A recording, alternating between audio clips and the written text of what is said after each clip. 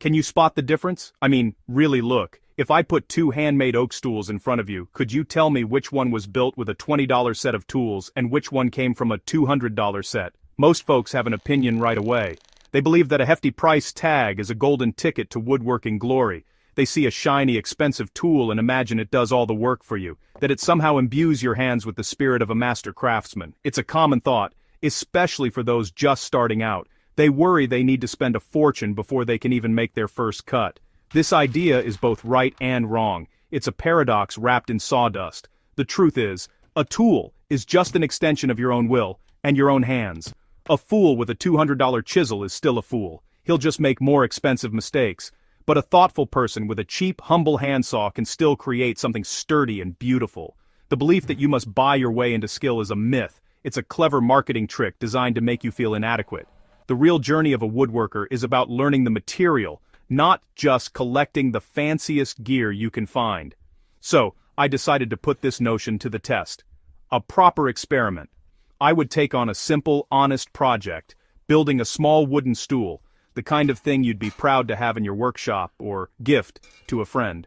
I would build two of them, identical in design. One would be crafted using only a basic $20 toolkit, the kind you find in a dusty corner of a big box store. The other would be made with its $200 counterpart, a collection of tools that feel solid and true in your grip. The question was simple. Would the tenfold price increase result in a tenfold improvement, or would the humble, cheaper tools hold their own?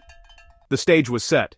Two piles of good, honest lumber, two identical sets of plans, and two very different arsenals to bring those plans to life. This wasn't just about comparing metal and plastic. It was a test of patience, of effort, and of what it truly means to create something with your own two hands. Would the pricier tools make me a better woodworker, or would they just make the process easier, faster, and a little less sweaty? I was ready to get some answers and probably a few splinters along the way. Let the great tool showdown begin. I started with the $20 kit. The saw felt flimsy in my hand, like it might buckle under pressure. And it did. Making the first cut through a piece of solid oak was a battle. The blade drifted, refusing to follow a straight line. I had to use more muscle, more focus, and a whole lot of corrective steering to get a reasonably straight edge. It took me twice as long as it should have. The work was slow. It was a grind. Every step required more physical effort. The cheap drill whined and struggled, its battery dying far too quickly. It was a constant reminder that I was working on the hard difficulty setting of this particular game. The imprecision was the biggest hurdle. The square wasn't quite square. The measuring tape seemed to have its own ideas about what an inch was. Little errors started to add up. A joint that should have been flush had a small gap. An edge that should have been smooth was a landscape of rough patches and tear out. I spent a lot of extra time with sandpaper trying to fix the mistakes the tools had introduced. It was a lesson in patience. You can't rush a cheap tool. You have to coax it, guide it, and be prepared to clean up its messes. The process was a negotiation, not a command. Despite the struggles, something was taking shape. A stool. It was recognizable. It was functional. It didn't wobble, thanks to some careful shimming and a bit of wood glue persuasion. The project was possible, but it demanded more from me. It demanded more sweat, more concentration, and a willingness to accept good enough instead of perfect. The cheap tools didn't stop me from building the stool. They just made sure I felt every single moment of the build. It was a raw, unfiltered experience. There was no hiding behind the machinery. It was just me, the wood, and a set of tools that fought me every step of the way. But here's the thing. When I stepped back and looked at the finished stool, it was a stool. It could hold a person. It looked like it was made of wood, by a human. If you squinted, it looked pretty darn good. This brings up an important question. If the final product works, if it serves its purpose, does the struggle to create it really matter? The destination was reached, even if the journey was a bumpy one. The result was a solid piece of furniture. It was a testament to the idea that with enough grit, you can make do with what you have. The stool stood as proof.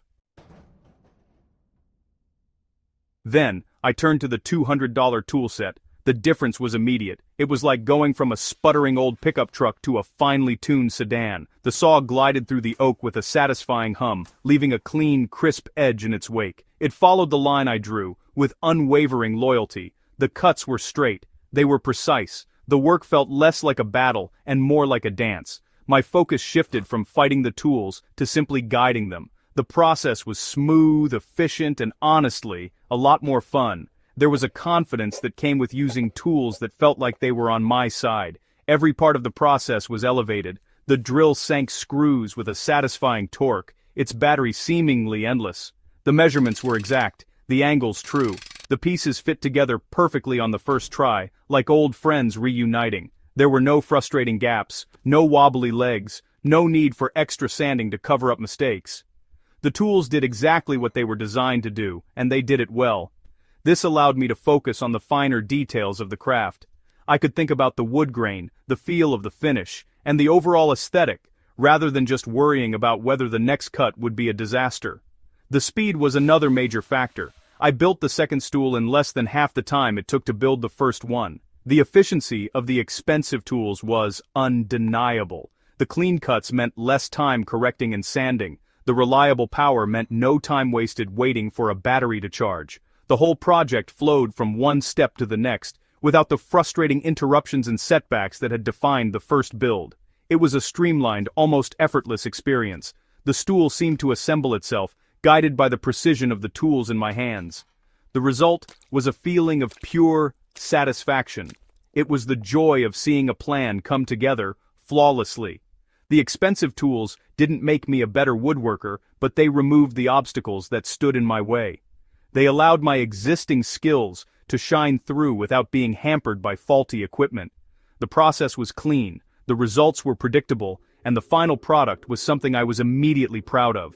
It was a clear demonstration of what happens when good materials meet good tools. It was a symphony of craftsmanship, and I was the conductor.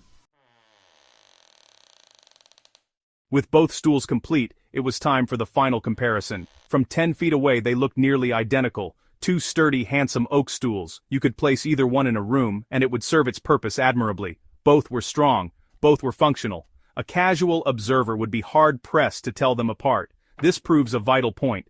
A determined person can create a sellable, usable product even with the most basic of tools. The core of the project, its very essence, was present in both versions. The cheap tools did not prevent the creation of a good stool, but as you got closer, the differences began to whisper. The stool made with the $20 kit had a certain ruggedness to it. A character, you might say. The edges were a little less crisp. If you ran your hand over the surface, you could feel subtle imperfections, a testament to the extra sanding and effort required. The joints, while strong, had tiny, almost invisible gaps that I knew were there. It was a perfectly good stool, but it wore the story of its difficult birth on its surface. It was honest. It was rustic. It was a product of hard work and perseverance. In contrast, the stool made with the $200 tool set was clean. It was sharp. The joints were so tight, they looked like a single piece of wood. The surfaces were flawlessly smooth, a direct result of the precise cuts and efficient sanding. It exuded a sense of professionalism and polish. There was an elegance to its construction that was missing from its cheaper cousin. It didn't have the same "I wrestled this thing into existence" story. Instead, it spoke of precision, ease, and a mastery over the material that was made possible by the quality of the tools. When I showed the two stools to other people, the reactions were telling. Everyone agreed that both were fine pieces of work. But, when asked which one they would buy, or which one they trusted more, the answer was almost always the one made with the expensive tools. It just looked more professional. The clean lines and seamless joints gave it an aura of quality and durability, even though both were equally strong. The perceived value was higher, simply because the finish was cleaner. The journey mattered, because it was written into the final product. So, what did we learn from this tale of two stools? The conclusion is not as simple as expensive is always better. The truth is, expensive tools are not a requirement for getting started in woodworking. You can absolutely build beautiful, functional, and even sellable items with a cheap set of tools. The $20 stool is proof of that. It requires more patience, more muscle, and a bit more ingenuity to overcome the tool's limitations. But it can be done. For a beginner, starting cheap is a fantastic way to learn the fundamentals without a huge financial investment. It teaches you to be resourceful. The real difference lies in consistency, efficiency, and enjoyment. The $200 tools made the job easier, faster, and more pleasant. they produced a cleaner, more professional-looking result with far less frustration. For someone who plans to do a lot of woodworking, or for a professional whose time is money, investing in quality tools is a no-brainer. They pay for themselves in saved time and reduced material waste. They allow you to consistently produce high-quality work, which in turn builds a better reputation and allows for higher pricing. They transform the craft from a struggle into a pleasure. My advice to the aspiring woodworker is this: do not let the price of tools be a barrier to entry. Start with what you can afford. Buy the best tools you can, but if that means a $20 handsaw, then so be it. Learn to use it well, learn its quirks, master the basics. You will learn more about wood and about yourself by struggling with a cheap tool than you will by coasting with an expensive one you don't understand. Your first projects may not be perfect, but they will be yours. They will be built with sweat and determination, and that is something to be proud of. Ultimately, the choice is yours. The path of the craftsman is a personal journey. Do you prefer the rustic charm and the satisfaction of overcoming a challenge, even if it takes longer? Or do you value the precision, speed, and flawless finish that better tools can provide? There's no wrong answer. Both stools are now sitting in my workshop, and both serve their purpose well. One is a reminder of the power of grit, the other a symbol of the beauty of precision. So, I leave you with this question: which setup would you choose for your workshop?